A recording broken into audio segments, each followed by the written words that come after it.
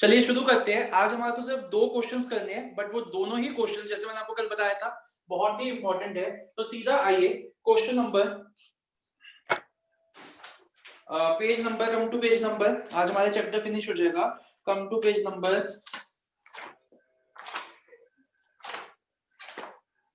हाँ जी, आइए आइए आइए आप लोग आ जाइए।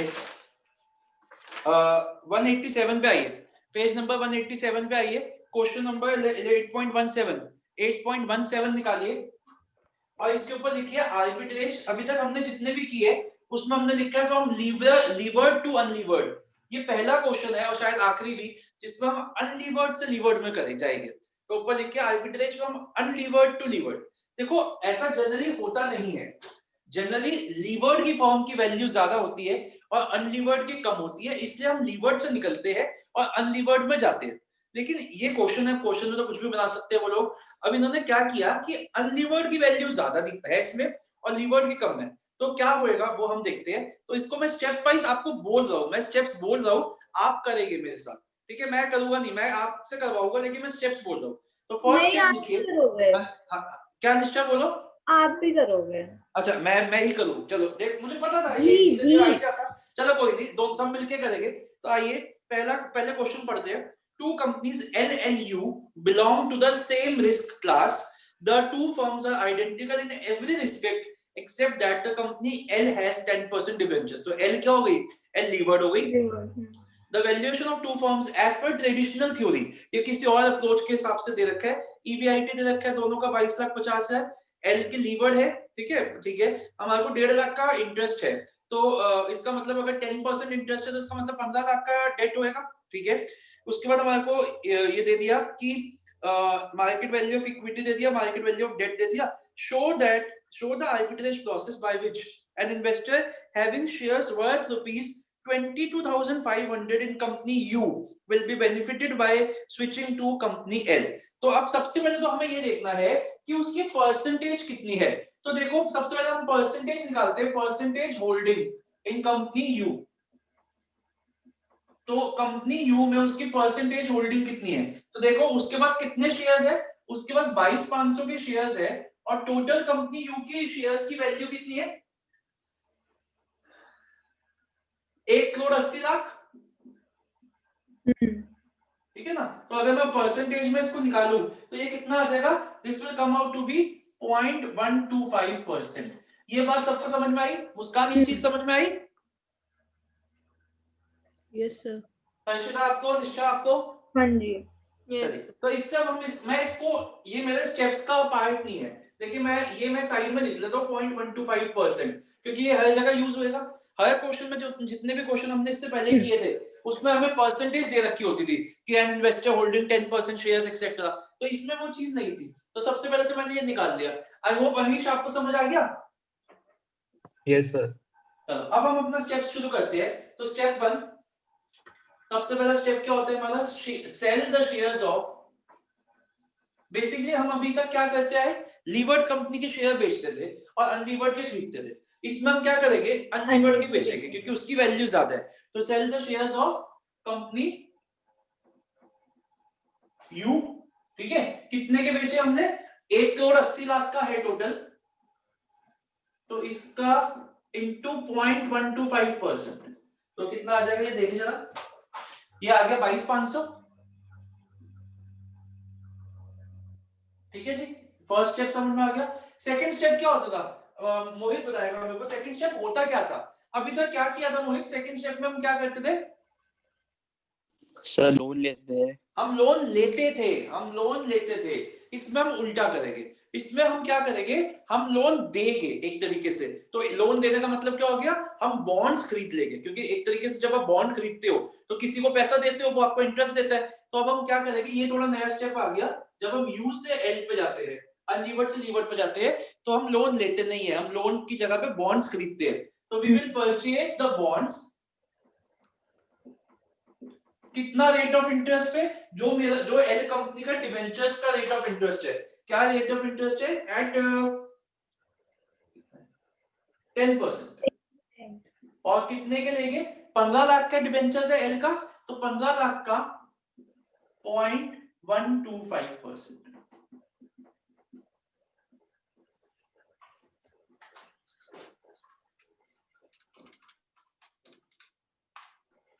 1875 ये आ गया, 22,500 और आ गया, तो हमारे पास टोटल फंड्स कितने आ गए अब? तो 187, हाँ ठीक है। ठीक तो है। सर ये लेस नहीं करेंगे? ये तो हम लेस करेंगे ना, परचेज द बॉन्ड्स। हाँ ये तो हम लेस करेंगे। कितना आ जाएगा हमारे पास टोटल फंड्स?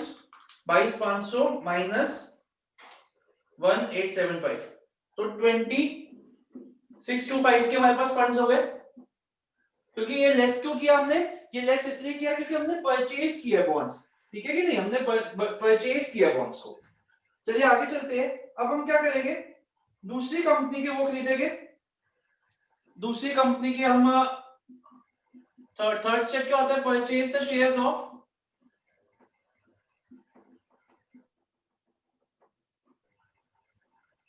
एल कंपनी, ठीक है। अब एल कंपनी के कितने शेयर, कितना है उसकी इक्विटी की वैल्यू? उसकी इक्विटी की वैल्यू है 1,50,50,00,000। इसका 0.125%,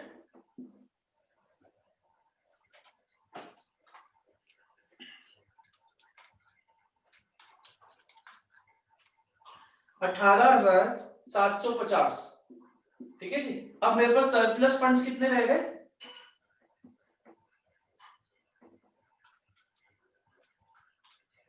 1875 के मेरे पास सरप्लस फंड्स रह गए। यहां तक सबको समझ में आया? शुभम आपको समझ आ रहा है? हाँ जी सर। मनन आपको? हाँ जी सर। शिवानी से देखो मैं पूछूंगा नहीं क्योंकि शिवानी ने पहले की क्लासेस अटेंड नहीं की। शिवानी अगर आपको समझ आया तो बहुत अच्छी बात है, अगर आपको नहीं समझ आया तो वो आप जब सारी क्लासेस देख लोगे तभी आपको समझ आ पाएगा, ठीक है ना। अगर कोई डाउट आ रहा है तो मेरे से पूछ लो, अगर आपको समझ आ रहा है और डाउट आ रहा है तो। नहीं सर, आ रहा है समझ। वेरी गुड, यहां तक समझ में आ गया सबको। अब हम एक साल बाद की सिचुएशन को देखते हैं, आफ्टर 1 ईयर क्या था। अगर ये बंदा यू में ही रहता, यू कंपनी में ही रहता, तो इसकी पोजीशन क्या होती एक साल बाद? ईबीआईटी कितना है यू का? ईबीआईटी है 22,50,000, सॉरी हाँ 22,50,000 है। इसको इसमें से मिलता, इसको इसका मिलता, कोई इंटरेस्ट नहीं देती कंपनी, तो ईबीटी कितना हो जाता? टैक्स भी नहीं है, ठीक है ना, तो इसी में इसका ही मिल जाता इसको 0.125%। कितना होता वो? 22,50,000 का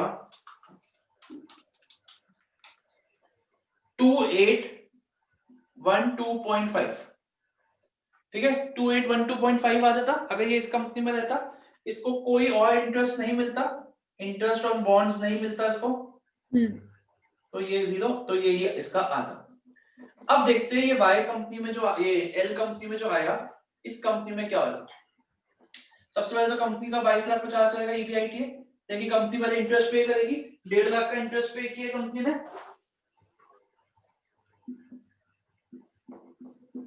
तो ये कितना हो गया?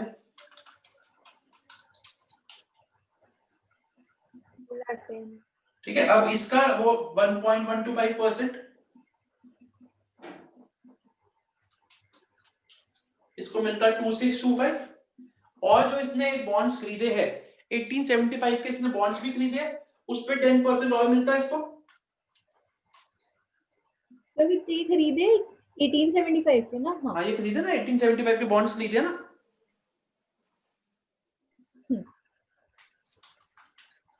देखिए दोनों में सेम हो गया, इनकम हमारी सेम हो गई, और मेरे पास अभी भी 1875 के, इस पर थोड़ा सा आपको शायद इसलिए कंफ्यूजन हो रही है कि बॉन्ड्स भी 1875 के खरीदे और सरप्लस भी 1875 का बच गया, शायद ये कंफ्यूजन हो रही होगी। तो इसके पास सरप्लस फंड्स भी बच गए 1875 के, और इसकी इनकम दोनों केसेस में सेम भी हो गई। ये होता है यू से एल में। तो मतलब बेसिकली बस चेंज क्या था? सेकंड स्टेप का चेंज, सिर्फ सेकंड स्टेप का था, और सब तो हमारा सेम ही चला है। जल्दी से इसको नोट डाउन करिए।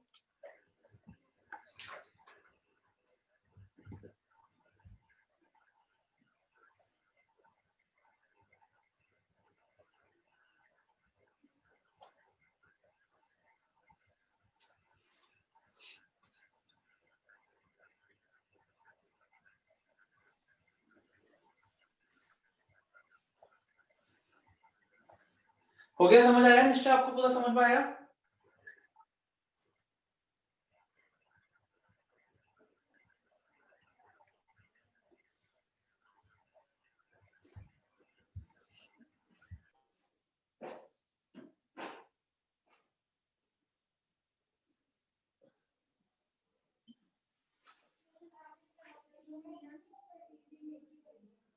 हाँ जी, हो गया, हटा दूं? हाँ जी सर। चलिए, अब एक लास्ट क्वेश्चन है हमारा। अभी तक देखो जितने भी हमने आर्बिट्रेज के क्वेश्चंस किए, उनमें हमने टैक्सेशन पॉइंट को नहीं कंसीडर किया। ठीक है, एक लास्ट क्वेश्चन करते हैं, इसमें टैक्स का भी पॉइंट आ जाएगा, बस वही हमारा लास्ट है। तो अब आप आइए क्वेश्चन नंबर इसको रीड करना शुरू करिए। क्वेश्चन नंबर 8.16 को, और इस पे इंपॉर्टेंट मार्क करिए और लिखिए arbitrage with taxes. Arbitrage with taxes.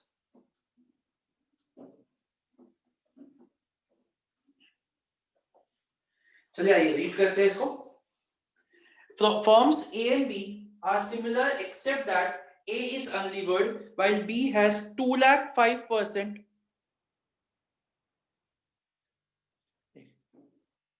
2,05% debentures outstanding. Assuming that the tax rate is 30%, NOI का मतलब क्या होता है? EBIT, net operating income का मतलब होता है EBIT is 40,000 and the cost of equity is 10%. Calculate the value of the firm. पहले तो हमें value of the firm निकालनी है if the above assumptions are met. ठीक है, तो चलो आइए सबसे पहले value of firm निकालते हैं। तो value of firm of unlevered is equal to EBIT into 1 minus T upon KE. तो EBIT कितना 40,000 into 1 minus 0.3 और KE कितना दे रखा है 0.1। तो अनलीवर्ड की वैल्यू कितनी आ गई 2,80,000। फिर value of firm of levered कितनी होती है? Value firm of unlevered plus D into T। ठीक है, तो 2,80,000 प्लस D कितना है 2 लाख के डिबेंचर्स है 2 लाख और T कितना है 0.3, तो ये हमारा हो गया 3,40,000। यहां तक समझ में आया सबको? ये तो लास्ट टू लास्ट क्लास का कॉन्सेप्ट है। जल्दी से इसको कॉपी करिए, फिर आगे चलते हैं। आर्बिट्रेज तो अभी शुरू भी नहीं हुआ।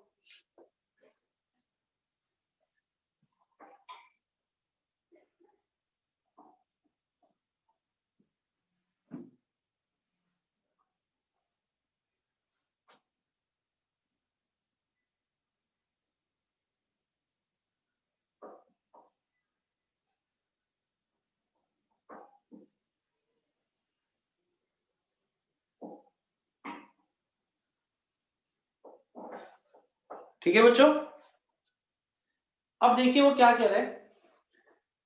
Calculate the value of the firm. ठीक है, वैल्यू ऑफ फर्म बी भी हो गया। Then do these values represent equilibrium. अगर बी की वैल्यू 360 है, देखो नहीं, हमारे हिसाब से बी की वैल्यू 340 होनी चाहिए, और वो कह रहे हैं कि अगर बी की वैल्यू 360 है तो do these represent equilibrium. No, they do not represent equilibrium.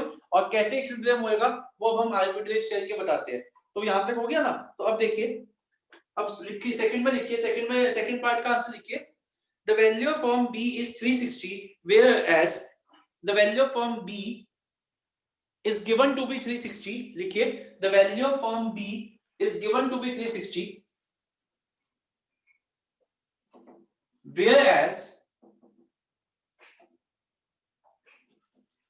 it should be 340 according to our calculation.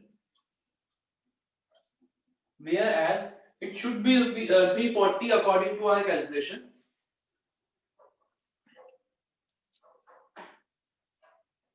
Therefore,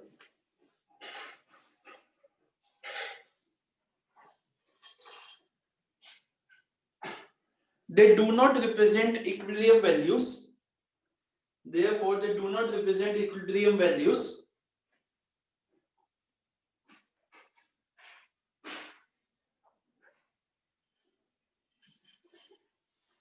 The full stop. The arbitrage process with taxes will work as follows.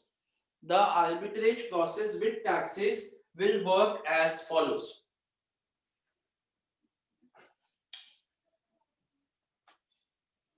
अब देखो बच्चों, हमें ये नहीं पता कि क्या प्रोपोर्शन है, मतलब कोई प्रोपोर्शन दे ही नहीं रखा। तो इसमें हम एग्जांपल हम लेंगे कि सपोजिंगली एक इन्वेस्टर के 10% है, हम ऐसा लेंगे। तो उससे पहले छोटी सी वर्किंग करेंगे। अगर 3,60,000 की वैल्यू दे रखी है, टोटल वैल्यू ऑफ फर्म 3,60,000 की है, और इसमें वैल्यू ऑफ डेट दे रखा है, हमें वैल्यू ऑफ डेट दे रखा है, कितना दे रखा है 2 लाख का डेट है। ठीक है ना, वैल्यू ऑफ डेट अगर 2 लाख का है तो इसका मतलब वैल्यू ऑफ इक्विटी कितना हो गया होगा, 1,60,000 हो जाएगा। तो ये एक लिखिए, लेट अस ऐसे लिखिए, let us understand this with an example, let us understand this with an example. Suppose an investor holding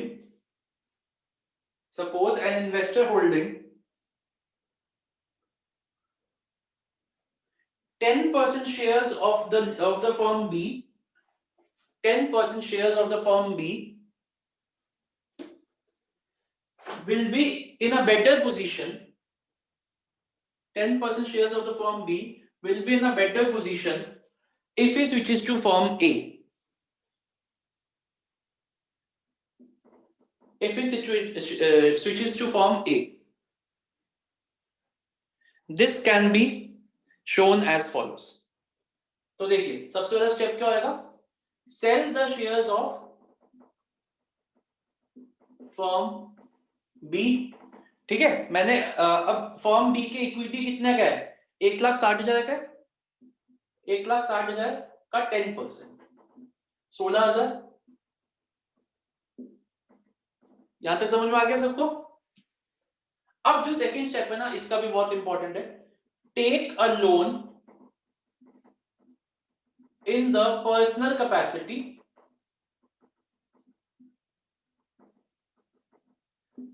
at the same rate of interest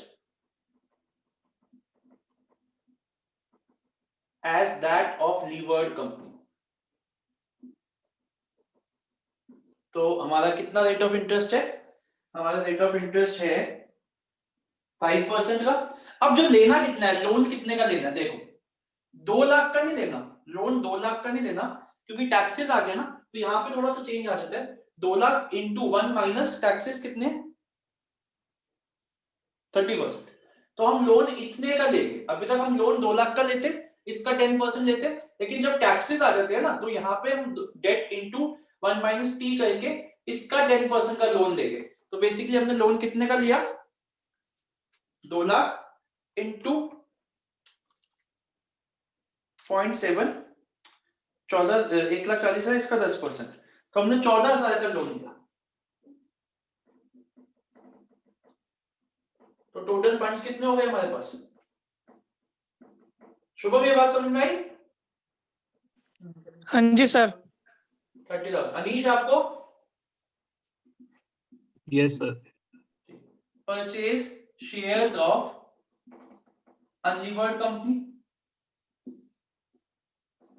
कितने के अनलीवर्ड के, अनलीवर्ड की वैल्यू कितनी निकाली थी हमने अनलीवर्ड की?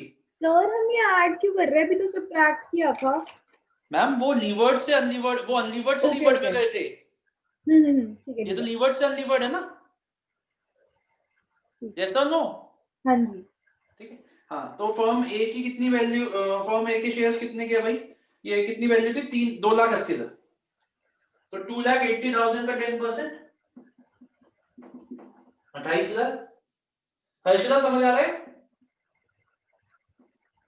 Yes sir.